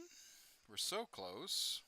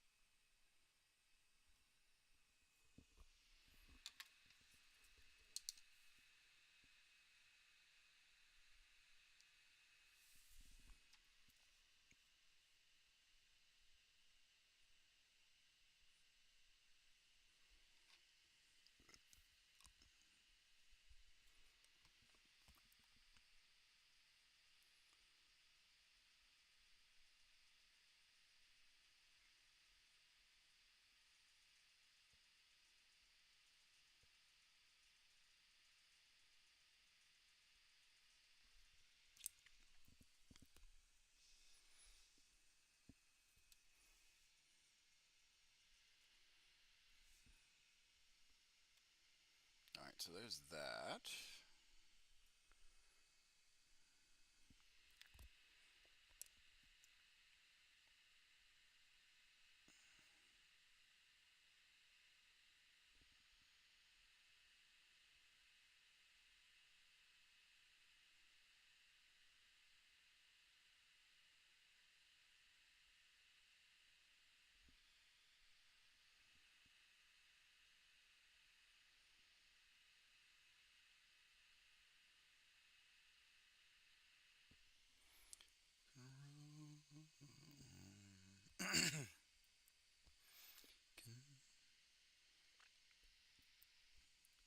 My compass is broke. If I make it.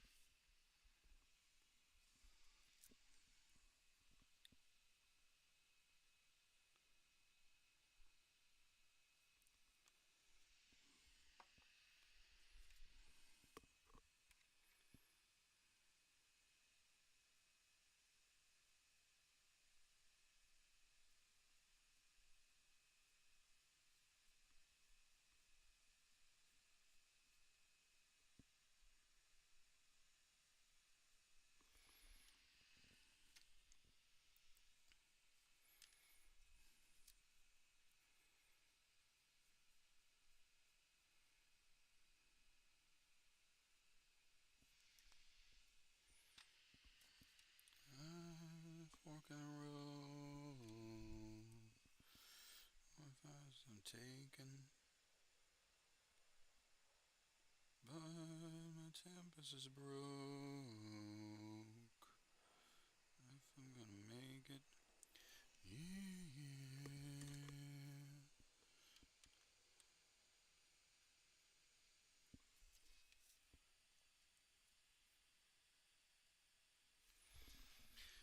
Your tail lights, so they may lead. On your tail lights, trying to match your speed.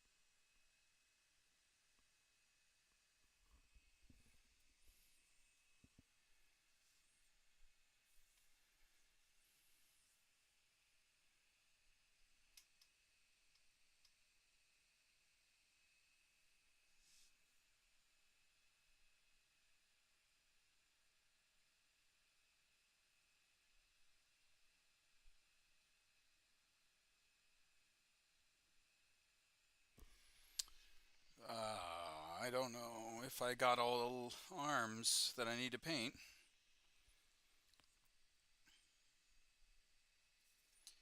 Probably need to do that one and that one. And this one.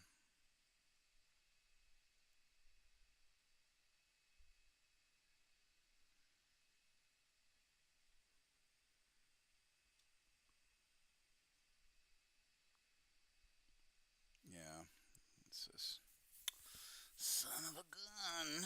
Alright, cool. Thought I was done. I'm not. Oh, well, I guess we'll finish it on another stream because I do have to start dinner here. So, alright.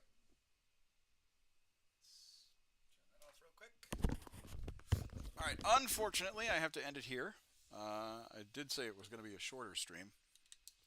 Hopefully tonight I will finish painting this and we can start going to the hands, the actual flesh bits. Maybe the straps. Actually, probably the metal of the lost guns first, because I think that's going to take. Oh dear, that's probably going to take the longest.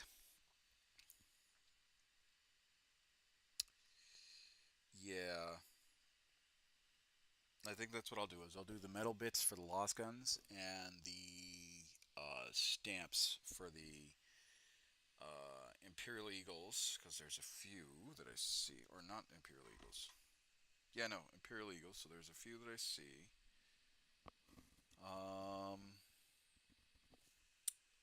Because that's a Cantrell pattern right there. Oh, it's not a Cantrell pattern. It's a, I don't know what kind of pattern that lost gun is. Yeah, there's an Imperial Eagle there. That's an Imperial Eagle. Yeah. So there's a few that are on there.